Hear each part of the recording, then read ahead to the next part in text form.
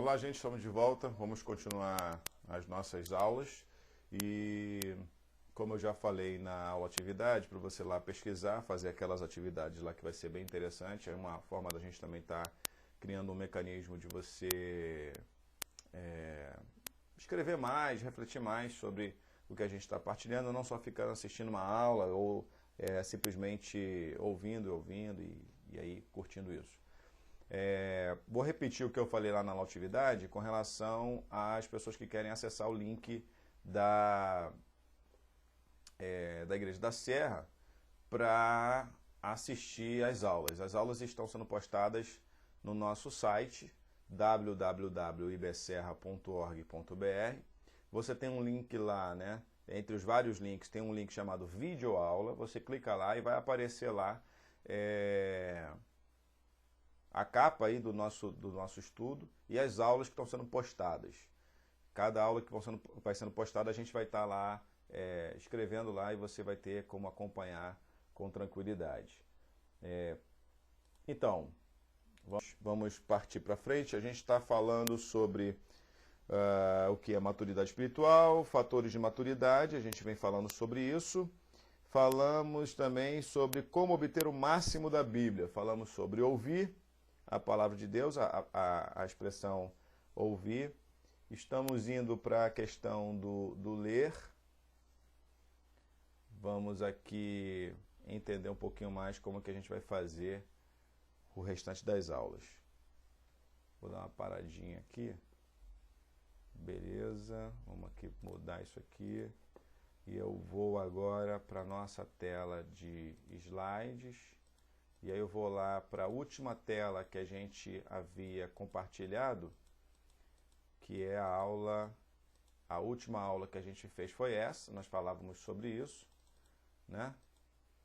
Aí, a partir dessa, você tem a aula atividade para você fazer e vamos continuar sobre estudando, sobre a questão do estudando a palavra de Deus.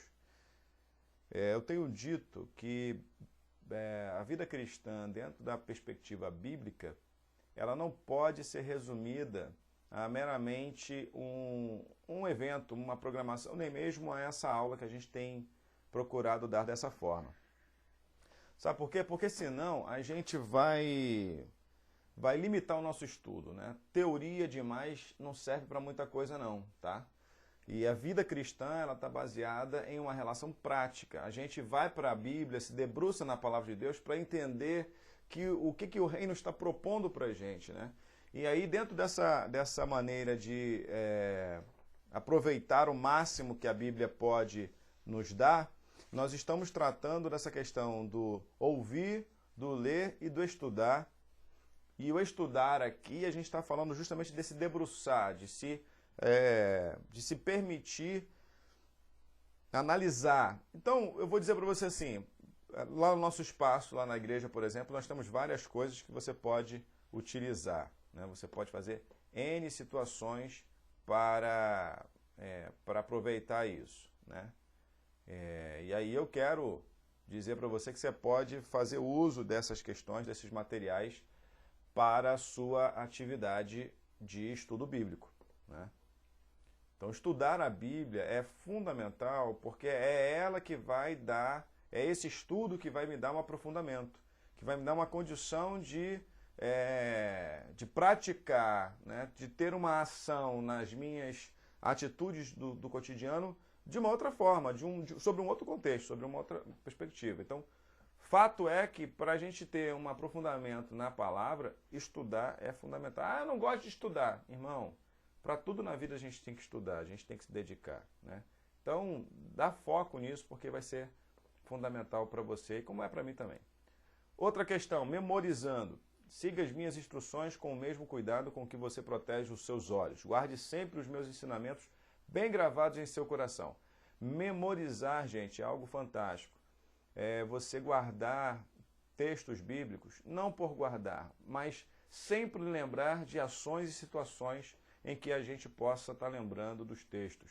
Quer dizer, no momento de ira, no momento em que você está bem, você vai tomar uma nova atitude, como que deve ser o planejamento, eu quero fazer alguns planos. Aí você começa a lembrar da dependência de Deus, como que eu posso fazer um plano de vida, um plano de trabalho, em que consiste a minha atitude, como é o meu relacionamento na sociedade, por que eu estou dentro de uma sociedade que tem dificuldade de relacionamento, como eu posso interferir nisso, e eu vou encontrar todas as referências bíblicas possíveis que vão me apontar, dentro do reino, elementos que vão me modificar. Jamais Cristo está propondo para a gente simplesmente uma vida espiritual, contemplativa. Jesus interferiu nas relações sociais, falando a partir dos valores do reino. Mas isso só é possível a partir de um ouvir a palavra, do estudar, né, do meditar, do memorizar, e isso ser uma constante na nossa vida. Então, memorizar textos bíblicos tem uma característica de tornar aquele princípio latente, verdadeiro, né, pulsando dentro da nossa mente. Eu fico me perguntando se às vezes quando a gente faz uma receita de bolo ou se a gente gosta de cozinhar, se a gente não vai também estudar algumas coisas, né? Se a gente não vai aprimorar algumas e memorizar. Olha, para fazer um bolo eu preciso de tanto de farinha, né? Você pode não memorizar tanto na precisão das medidas, mas você vai lembrar do que é necessário para fazer um bolo, para fazer um arroz, para fazer um feijão, né? Para fazer, enfim, você vai guardar isso. Né? No seu trabalho, você é jardineiro, você precisa fazer, a pessoa te chamou, contratou você para fazer um serviço. E aí você já sabe quais são as ferramentas que são necessárias, qual é o caminho que você vai seguir. Você memorizou, aquilo foi um trabalho de memorização. Ninguém nasce jardineiro, rapaz. Ninguém nasce dentista, ninguém nasce sabendo tudo. E na medida em que a gente vai crescendo, a gente vai aprimorando, a gente vai aprendendo, a gente vai memorizando aquilo que a gente está fazendo. Não é diferente na palavra de Deus. Guarde sempre os meus ensinamentos bem gravados no seu coração. Então não é somente aquela coisa de gravar no coração e ficar, eu guardei no meu coração a palavra para não pecar contra ti. Isso, é para não pecar, mas não é para ficar só no coração não. É na atitude também. Porque às vezes a palavra está no coração, mas não está na atitude. Não está na demonstração prática do dia a dia. E fica lá memorizada. Memorizar é você ter a concepção daquela informação, daquele dado, daquela mensagem e transformá-la no seu dia a dia, trazer à memória aquilo que vai fazendo a mobilização do seu comportamento, na sua relação social, na sua vida social, na sua vida integral, onde a gente está. Então, quero fortalecer essa questão do memorizar, né? Outra coisa, meditando, né? Meditando na palavra de Deus. Gente, meditar é algo realmente muito difícil para nós que somos ocidentais. A meditação é um jeito de ser que está muito forte para os orientais, né? A gente vê muitos orientais, tanto na meditação, né, nas reflexões, no jeito que eles se posicionam, né, a respiração, o posicionamento para poder fazer uma meditação. A Bíblia também precisa ter esse espaço na nossa vida de meditação. Né? Agora, o bacana é que a Bíblia não está dizendo que você tem que fazer isso sentado, deitado, em pé, olhando para cima, olhando para baixo, fazendo assim, fazendo assim, fazendo assim, fazendo assim. Não, a única maneira que ele coloca para você, né, é você querer meditar nela. E meditar é você exercitar essa reflexão, aprofundar aquele texto que você leu, aquele ensinamento que você aprendeu, é você se permitir ir além, né? Avançar com aquela reflexão. Poxa, por que essa palavra precisa mexer comigo? O texto que a gente está colocando aqui no Salmo 1, 2 e 3 é o seguinte: o seu prazer está na lei do Senhor, na lei do Deus eterno, e nessa lei medita dia e noite. Essa pessoa é como uma árvore que cresce na beira de um riacho. Ela dá frutos no tempo certo. E tudo que essa pessoa faz dá certo.